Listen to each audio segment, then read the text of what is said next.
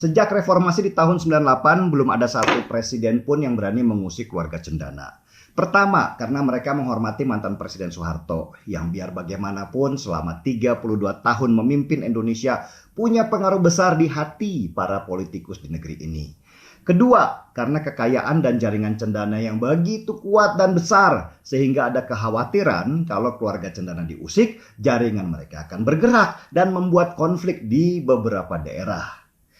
Selama 32 tahun berkuasa, sudah pasti Soeharto tahu peta-peta kemungkinan konflik di beberapa daerah, bahkan nasional.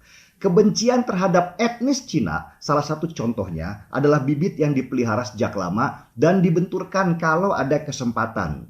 Perhatikan saja, setiap ada gelagat kerusuhan, sasarannya selalu ada tokoh Cina. Seolah-olah kebencian itu datangnya dari masyarakat. Padahal itu sebenarnya settingan. Selama ini keluarga Cendana aman dan nyaman, gak ada yang mengusik mereka. Mereka terus mengembangkan usaha mereka sekaligus mengamankan aset-aset yang mereka kuasai selama masa Orde Baru. Sampai datangnya Jokowi. Orang yang tidak mereka sangka-sangka yang akan mengusik mimpi indah mereka setiap hari. Ketika Jokowi memimpin, hal pertama yang dilakukan adalah membersihkan mafia-mafia, mulai mafia migas sampai pangan. Dan karena keluarga Cendana pernah berkuasa 32 tahun di Indonesia, mereka sudah pasti punya bagian lah dari jaringan-jaringan itu. Gonjang-ganjing di Indonesia, termasuk demo-demo besar yang selama ini tidak pernah terjadi di Indonesia, bermunculan di era Jokowi berkuasa. Jokowi seperti membakar lumbung tempat mereka selama ini mencari makan, sehingga para tikus berlarian keluar dan ngamuk di mana-mana mencari sasaran untuk dirusak.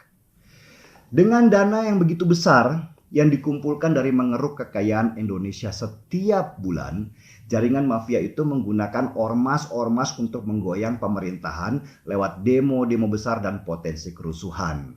Ormas-ormas itu dipelihara, diberi makan, dan digerakkan ketika Jokowi hendak memperbaiki kerusakan yang selama ini mereka lakukan. Bayangkan kerepotan yang dihadapi Jokowi ketika dia berusaha memperbaiki sesuatu. Begitu banyak gangguan yang dia hadapi di lapangan. Dan pada akhirnya Jokowi berhasil mengidentifikasi masalah. Dia tahu kalau ormas-ormas yang berbaju agama ini adalah bagian dari tangan-tangan mafia yang selama ini dia berantas. Karena itu dia kemudian fokus untuk memotong tangan-tangan ini dulu. Tapi masalahnya, memotong tangan ini juga nggak mudah.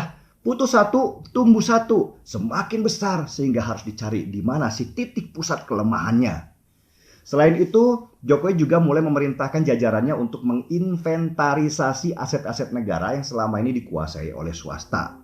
Undang-undang KPK dia revisi supaya KPK bisa fokus mengawal pengambil alihan aset ini. Mau tahu berapa nilai aset yang dikawal oleh KPK itu? Dari GBK, Kemayoran, Granadi, sampai Taman Mini, total nilai aset itu sebesar hampir 600 triliun rupiah. Gede banget.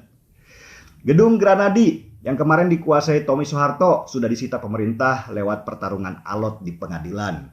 Dan baru saja kemarin Jokowi mengeluarkan perpres untuk mengambil alih kembali pengelolaan Taman Mini yang selama 44 tahun dikuasai oleh keluarga Cendana lewat Yayasan Harapan Kita. Sebagai catatan sejarah, Taman Mini Indonesia Indah dibangun tahun 1970-an ketika Butin Soeharto baru pulang dari Amerika dan ingin buat Disneyland di Indonesia. Pembangunan Taman Mini ini menelan dana yang kalau dihitung dengan kurs sekarang itu sekitar 5 triliun rupiah. Padahal pada saat yang sama Presiden Soeharto sendiri mencanangkan gerakan kencangkan ikat pinggang supaya seluruh masyarakat berhemat. Dan akhirnya terjadilah gesekan antara masyarakat dan aparat. Dan Soeharto kabarnya menggerakkan preman untuk menekan para pendemo supaya mereka mundur dari jalanan. Pembangunan Taman Mini jalan terus dan Yayasan Harapan Kita sebagai kantung semar keluarga Cendana itu ditunjuk sebagai pengelola.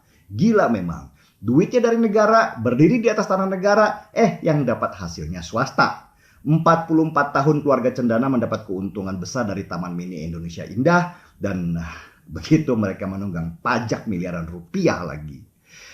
Sebenarnya pemerintah sudah memberikan kesempatan kepada Yayasan Harapan Kita untuk memperbaiki kerjanya dan menyetor pendapatan ke negara. Tetapi sesudah dikasih kesempatan, nggak ada perbaikan. Dan pada akhirnya, negara mengambil kembali Taman Mini Indonesia Indah.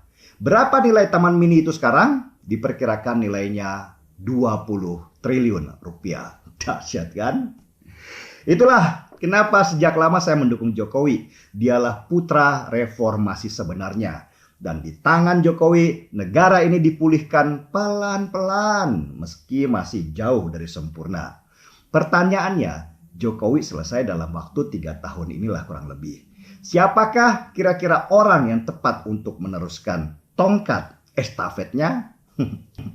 Nanti kita lihat ya. Sekarang kita seruput dulu kopinya.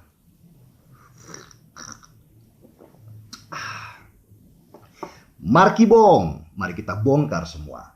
Saya Denny Siregar, kita di acara Timeline.